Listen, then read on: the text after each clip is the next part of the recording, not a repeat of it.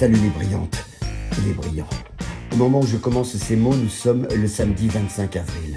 Vous comme moi en sommes au 38e jour de confinement et il se passe des choses très étranges. Écoutez ça, au 15e jour, alors que je continuais mon insatiable travail de sociologue, anthropologue, aventurier, explorateur de l'appartement de ma sœur... Ah oui, pardon, je vais peut-être un peu trop vite, certainement.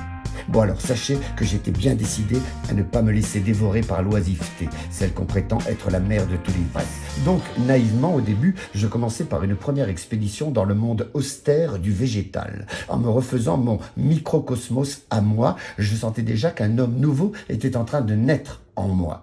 Et puis naturellement, c'était autour du 20e jour, la curiosité et la poursuite de mes recherches m'ont amené vers le monde impitoyable du règne animal. Le chien du voisin d'en bas, mais surtout, et plus précisément, je m'intéressais au cas de la chatte Pogno. Mes études comportementales et félines avançaient à grands pas, constatant que ce confinement humain avait des conséquences irrécusables sur la libido du dit greffier. Immédiatement, devant tant de luxure et d'obscénité, et avant que je ne commette l'irréparable, je décidai sagement de prendre de la distance avec Pogno. Le brillant. Cependant, je ne tardais pas à me consoler avec le domaine fascinant de l'entomologie. Pendant un temps, effectivement, cela m'enthousiasma. Notamment, je me surpris à m'extasier devant le comportement des abeilles qui, en matière de confinement, auraient bien des leçons à nous donner, à nous tous, croyez-moi. Puis vint le 30e jour, et mes excursions dans ces mondes hostiles se transformèrent en cauchemars. Je me souviens, tout a commencé un soir de pleine lune. À sa seule vue, je me suis alors senti comme littéralement possédé. Oui, c'est ça. En fait, j'étais possédé, mais par moi-même. Je me voyais partout. Sans cesse, je me multipliais, je me propageais, je devenais viral.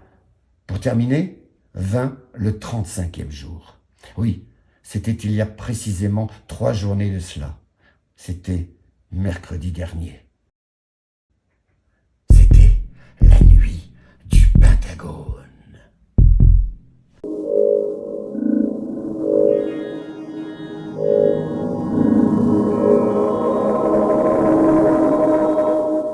Allons, toi! Veux-tu bien émerger de ta torpeur?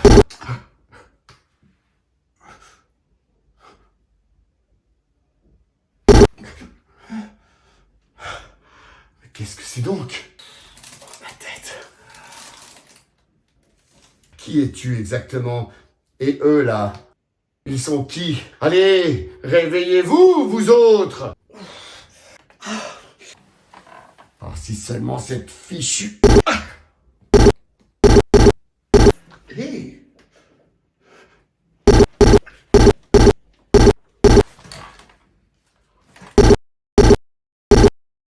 Oh putain, c'est la fin, c'est fini, c'est ça? Hein? Je ne sais pas du tout qui vous êtes, mais au moins on pourrait essayer de réfléchir à savoir ce qu'on fout ici tous les 5, non? En tout cas, pour ce qui me concerne, moi, j'étais tranquillement en train de faire mes courses, ok? Je m'apprêtais à acheter un paquet de farine et paf! Je me retrouve avec vous 4 là. J'étais dans ma cuisine, je m'apprêtais à me servir un verre de lait. Hein. Vous voyez, un verre de lait, et en une nanoseconde, ben voilà, je suis ici avec vous. J'étais en train de me préparer un brunch et au moment de me saisir de la poêle à frire, je me suis évanouie. Et j'ai repris connaissance ici. Bah pour tout vous dire, en fait, je surveillais les cours de la bourse, quoi. Et j'étais en train de spéculer sur l'action du sucre, qui était super bonne affaire. Et puis au moment où j'allais faire ma transaction, pfiou, de la farine, du lait, des œufs, une poêle, du sucre. Chacun de nous était finalement, de son côté, en train de préparer de quoi faire des crêpes. La nuit dernière, j'ai rêvé que j'étais un boxeur. Vous savez, de ces boxeurs comme il en existait au début du siècle dernier. Et pour des raisons qui m'échappent, on m'avait infligé une malédiction qui me contraignait à devoir boxer avec des artichauts en guise de gants. Juste avant d'être tiré de ce rêve magnifique par la lueur de l'aube, je venais d'installer l'électricité dans ma paire de gants artichauts. Et j'étais tellement fier. Tellement fier. Le brillant, FR. Et vous vous rendez compte, ça fait même pas... je sais pas depuis combien de temps la Terre porte sur elle ce virus, le Covid-19. Résultat, transport routier limité, transport maritime restreint, l'aérien à son plus bas, le tourisme de masse devenu inexistant. Depuis que l'homme est immobile, la planète revit, les gars. C'est génial!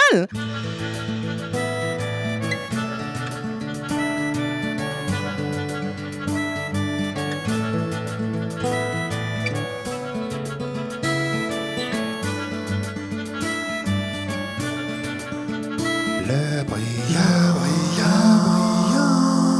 FR. Il y a, messieurs, derrière tout cela, un esprit. Un esprit qui élabore, qui planifie, qui organise. Vous êtes tous les 4, nous sommes tous les 5, beaucoup trop cons pour offrir une quelconque solution à ce problème de coronavirus et de confinement. Vous n'êtes pas sur le point de nous le chier dans l'heure. Ce vaccin salvateur. J'en déduis que si aucun de nous peut apporter aucune réponse, c'est donc que forcément, chacun de nous peut, au fond de lui, soumettre une question. Si on n'est pas capable d'apporter de vraies réponses, ayant au moins la pertinence de proposer de vraies questions. Tiens, on va commencer par toi, Matt. Quelle est la question que tu te poses depuis toujours? Sommes-nous seuls dans l'univers?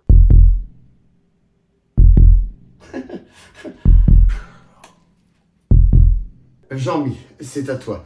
Alors, on enchaîne. Dis-nous, quelle est ta question? Moi, c'est... y a-t-il une vie après la mort? À toi, Gustave, quelle est ta question? Est-ce que Dieu existe? C'est ton tour, Radi? En fait, je suis en train de réaliser que jusqu'ici, les 3 questions qui ont été proposées sont 3 questions purement rhétoriques, qui toutes les 3 attendent une réponse dichotomique. Vous m'excuserez dès lors de ne pas dévoiler la nature, l'intitulé de ma question. En revanche, Alex Andrin, quelle est ta question à toi? Eh bien, moi, je vais jouir de ta jurisprudence, Radi.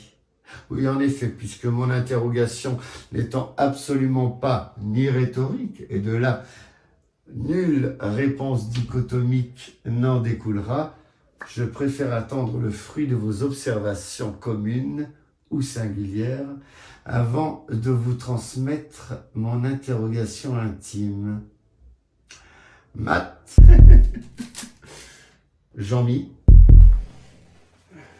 Gustave, vous allez nous livrer vos 3 questions. Matt, ta question, tu vas commencer, est: sommes-nous seuls dans l'univers? Maintenant, imaginons que quelqu'un t'apporte la preuve irréfutable que oui, qu'il y a eu un échange intelligent dont l'émetteur est incontestablement d'origine extraterrestre. Que oui, c'est incontestable, nous ne sommes pas seuls dans l'univers.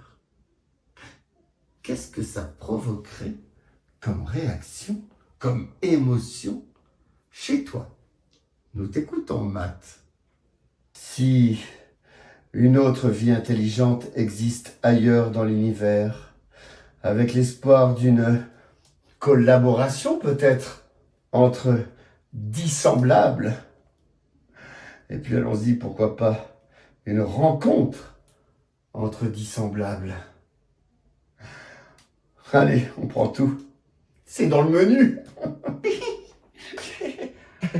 Si un être intelligent renvoie à l'humanité, s'il nous renvoie une logique différente, des codes de compréhension différents, eh bien là, dans ce cas-là, j'en suis sûr, je prends le pari qu'alors oui, l'humanité tout entière pourrait sans aucun doute en sortir grandie.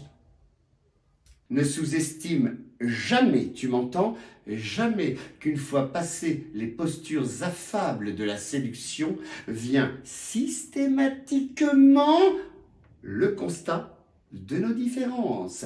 La solution, je te le dis, Matt, c'est de chercher l'intelligence ici, sur cette bonne vieille terre. Le brillant. L'univers est-il un lieu où, par essence, tout n'est qu'irrationalité, hasard et chaos, ou bien, à l'opposé de ce principe d'incertitude, est-ce qu'il existe un ordre fondamental? Bien encore, tout ça n'est qu'un accident. Et nous sommes au beau milieu d'un immense chantier.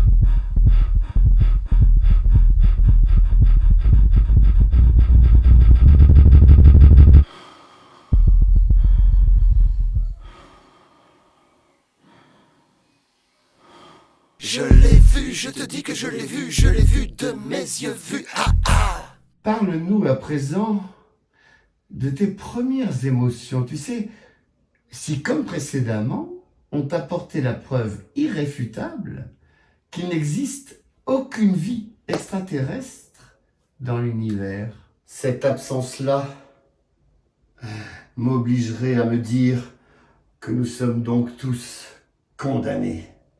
Nous sommes condamnés à nous harmoniser entre nous, les humains.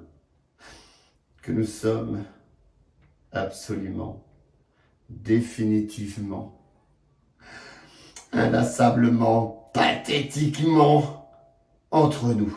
Il me semble pourtant que ta démonstration n'a émis qu'une seule hypothèse. Enfin, je ne sais pas ce que vous en pensez, vous autres, mais enfin, à mon sens, en tout cas, c'est celle d'une fraternisation entre les extraterrestres, et finalement, tu n'as absolument pas envisagé une autre option, hein, que cette présence soit à visée belliqueuse, voire colonisatrice. En fait, ce que Jean-Mi veut dire, Matt, et ce que nous craignons tous ici, c'est que tu aies omis que la première rencontre entre les terriens et les extraterrestres ne ressemble au premier rendez-vous entre Michel Fourniret et Monique Olivier. Alors dans ce cas, je crois que je m'en remettrai à espérer que dans l'univers, que l'infini cosmique dans son entier puisse être mu par une autre force tout aussi cosmique que l'attraction elle-même, la force de l'amour.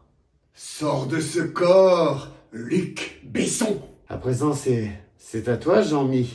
Je vais d'abord imaginer ma réaction si de façon scientifique, cartésienne et irréfutable, il était donc dit que la preuve était donnée que oui, il y a, c'est certain, une vie après la mort. J'élude d'emblée l'option religieuse, car pour moi, il n'est nulle question d'une quelconque croyance ou d'une quelconque foi. Pas de paradis ou d'enfer ici, messieurs, entendez-moi bien. Si seulement j'avais l'absolue certitude, la certitude absolue d'avoir une autre vie, une seconde vie, une seconde chance, alors ne pourrais-je pas me permettre de vivre ma première vie totalement débarrassée de tous ces scrupules, de toutes ces valeurs moralisatrices qui m'ont toute ma vie durant façonné comme un coupable en quête de rédemption? La question de la réalité d'une vie après la mort, je n'arrive pas à l'extirper de toute croyance religieuse. Voilà, je te le dis. S'il t'est maintenant est irrévocablement prouvé qu'il n'y a absolument pas de vie après la mort. Je jouirai de l'instant en faisant tout pour l'éterniser. Oui, je vois. Je ferai comme tout le monde, je n'aurai d'autre obsession que de vouloir ralentir le temps. Et pour y parvenir, j'ajouterai bien sûr des artifices à mon quotidien, à ma routine. Je vivrai moi aussi sous influence. Oui, Je vois. Je me trouverai une drogue. Oh, alors, pas forcément de type stupéfiant ou psychotrope, non, pas forcément. Oui. Vivre sous influence, c'est l'art de combler nos failles. Je vois. Toutes ces fissures qui pourtant nous définissent et qu'à tout prix nous voulons colmater, masquer, maquiller, partant de là, tout est bon à prendre. Dieu ou la cocaïne, le jeu comme le pouvoir, l'argent comme le sexe, la manipulation comme la soumission, l'ordre ou la méthode, la postérité ou l'ombre. Nous avons tous une bonne raison de nous rassurer. Des deux possibilités, que ce soit dans l'affirmation de l'existence d'une vie après la mort ou dans sa réfutation, il apparaît que dans les deux cas, tu restes insatisfait. Comment donc expliques-tu que les deux options qui te sont proposées, aucune ne te satisfasse? Je ne suis que la somme de mes contradictions. Chill.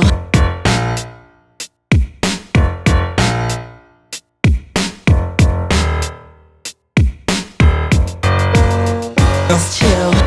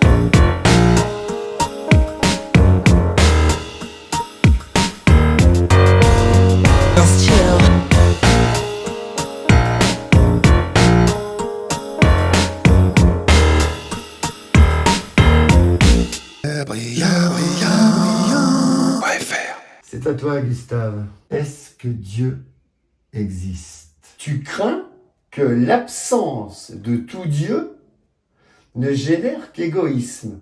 Il se peut en effet que l'individu se recroqueville sur lui-même. Mais n'en doute pas, j'en suis certain, tôt ou tard, à nouveau, l'homme au sens anthropologique ne tardera pas à se tourner vers d'autres superstitions, vers d'autres pseudo-sciences occultes plus ou moins divinatoires. Et pour finir, crois-moi, le gourou viendra remplacer le prophète. Mais au fond, j'imagine que Jésus lui-même a dû être confronté à ce genre de problématiques structurelles. Comme tout chef d'entreprise, tout entrepreneur qui veut accroître ses parts de marché. C'est tout simple. J'en suis convaincu, nos dieux sont tous interchangeables. C'est nous qui ne changeront jamais. Si t'es d'accord, je propose qu'on passe à l'option « Dieu existe ». La présence d'un Dieu, créateur des hommes, des femmes, de l'animal, du végétal et du minéral, un Dieu omnipotent régnant sur toutes les choses est accepté, reconnu par les trois religions. Mais alors, que deviens-tu, mon cher Gustave? Je crois que je voudrais savoir si ce Dieu correspond en tout point à ce que les trois religions monothéistes nous ont refourgué depuis des siècles. Puis ensuite, c'est humain, je crois. J'aimerais savoir ce qu'il pense de nous, Radi. Est-ce que nous l'avons déçu?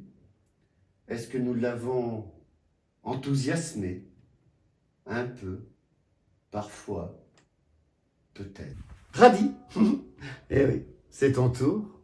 Alors, c'est à toi de nous confier la nature de l'interrogation qui te tenaille depuis ta venue au monde. Nous t'écoutons, Radi. Oh, je ne sais pas ce que j'ai, mais là... Bon sang, les gars, je ne sais pas vous, mais moi, je me verrais bien empoigner une poêle à frire.